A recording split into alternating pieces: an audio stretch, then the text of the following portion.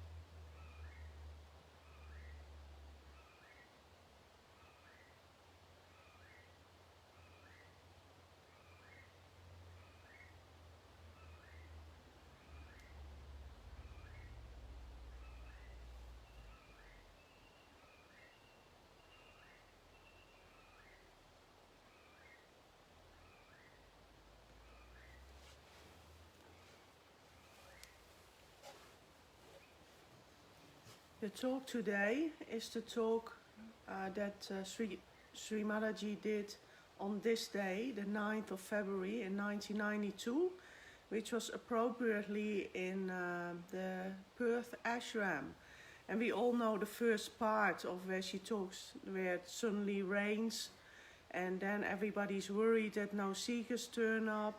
And we all know that first part, but I start the talk at about 9 minutes.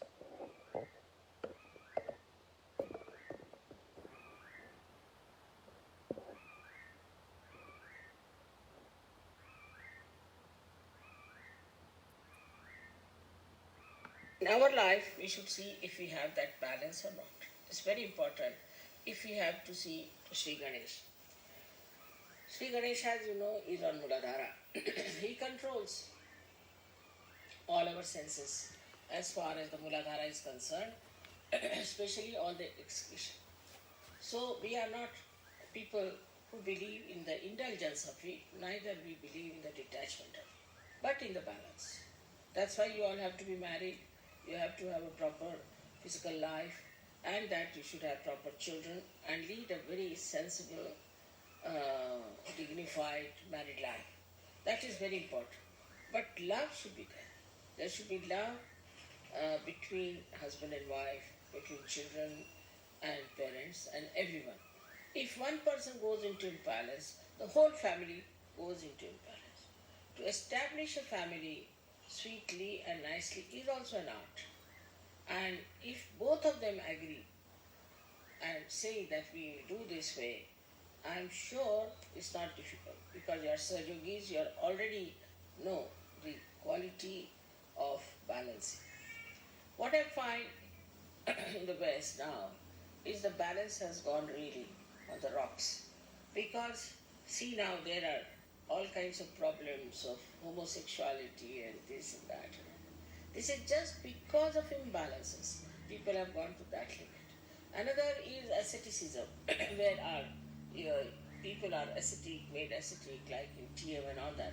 They have taken to these things, because these are unnatural things. Natural is to be in balance. If you are not in balance, then things go off and you become either too much of something and nothing of the other. That's how people suffer. So from Ganesha's chakra, we have to learn what are we doing. So sometimes we have to say accumulate things, we have to consume things, and then we have to throw them away also. It is not that whatever we consume is just stored up within us or in the house. So we must also learn how to throw away things and how to take inside. This is in our household, in our thought also. In our thought also, when we receive some thoughts from anywhere, we should only digest that is good for us and is digested because of Param Chaitanya. The rest should be thrown away. We shouldn't bother. Like yesterday somebody met me, he said, Mother, I am a Catholic and I cannot get out of Catholicism.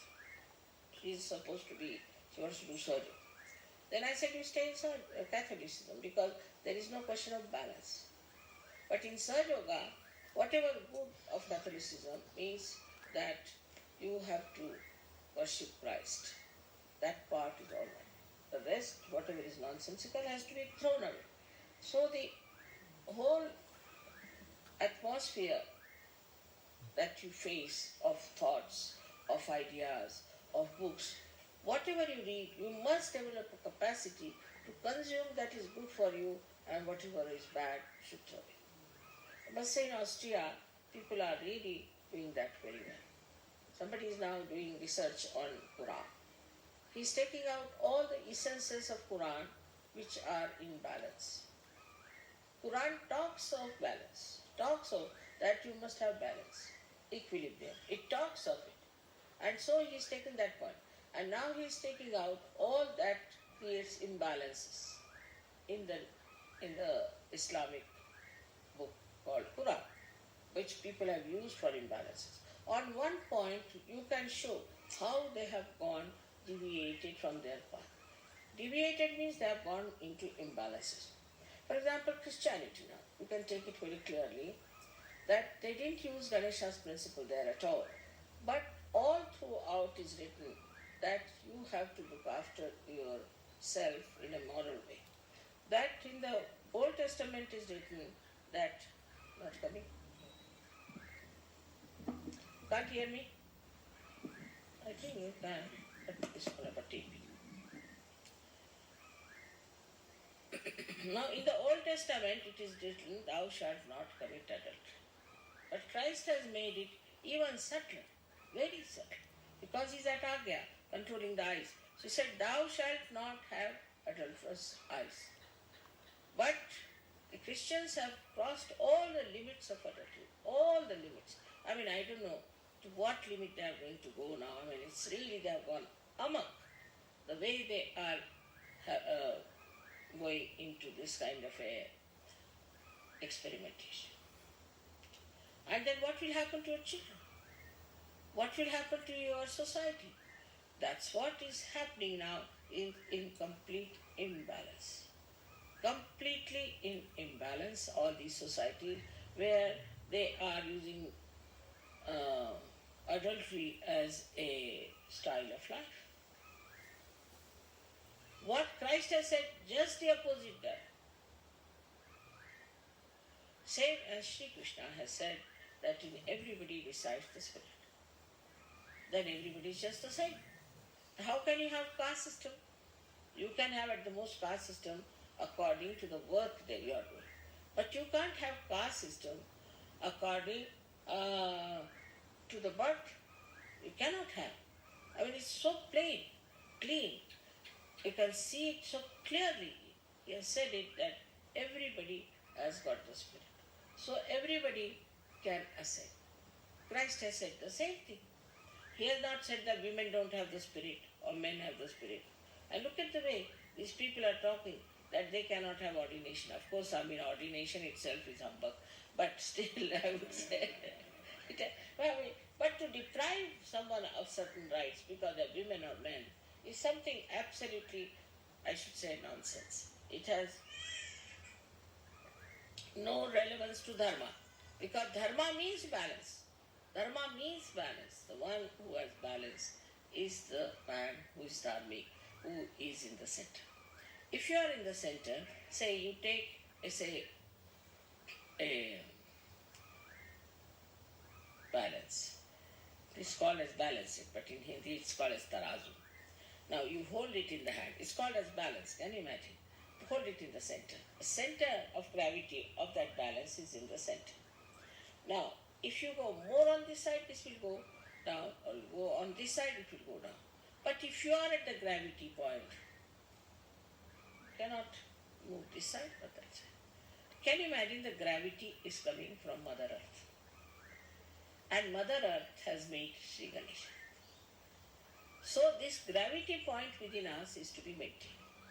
And this gravity comes very natural to human beings. It's not to be adopted or anything. If children are told about their gravity, about their dignity, about their greatness, they will immediately develop it with a great pride that we are something special and that we have to have this gravity within us. Now this gravity gives you what you call is a kind of an attraction. Anybody who is grave doesn't mean that you pull a big face. That never means that. But gravity means that you are not disturbed easily by any turmoil or anything. Gravity means so many things, as you can see from Sri Ganesha's character. That gravity means you are the one who is standing in the center. A person who sees everything, doesn't get disturbed, doesn't get tempted, is self-contented, doesn't ask for anything, doesn't need anything, doesn't take revenge, forgives. Because he has no way to get out of his gravity, he's just bound there. Now somebody takes a revenge and runs away, all right, go. If somebody tries to trouble him, all right, go away. Because he can't run out of that gravity point. That another person has lost his balance, but he can't run after that person who is in imbalance. So he doesn't run after that person who has done wrong. He's all right, he's done wrong, have pity on him, let him do that. He doesn't run after that. He's standing there, and he's standing there itself is sufficient to frighten others and to destroy others, because he's standing at a point where he cannot be destroyed. But the others are running towards destruction. So what's the use of running after him, getting yourself also destroyed? Such a person who has achieved that balance sees others as something to be pitied, because he sees they are on the verge of falling down. I am here nicely settled down, but they are on the verge of falling down. They may try to tell him, they may try to help him, they may try to do everything for that person because they can see that person is going to fall down. But if that person doesn't want to take to balance, you cannot force it. So the Ganesha's greatest quality is that he has gravity. With that gravity, he sits down on this Mother Earth. Now, because this is a country of Ganesha, the Australians must have balance. Should naturally have. But if they don't, I must tell you, they don't. My experience of Australians before I started Sahaja Yoga has been terrific. I must that if an Australian starts drinking, only person who can compete with him is a Russian. And then they talk so irrelevantly, you don't know how to deal with it. If they shake your hand, then you will feel after some time you have lost it. Everything they do in such a big way that I couldn't understand. Why is it they shake your hand so badly? So CP said, you see, they have lots of jungles, he tried to console me. And there are lots of, you see, animals and things, and that's why, you see, they shake hands as well. I said, no animal shakes hands, you see. How have they learned from the animals? I can't get this explanation, all right. On the contrary, they are extremely gentle. Animals are extremely gentle with each other. So how this kind of shaking hands has started? And only people who can beat them are Greeks, who shake hands in a very funny way that really get a big jerk. So I felt that the country of Ganesha, which should be absolutely in balance and in one tune with this Paramchet.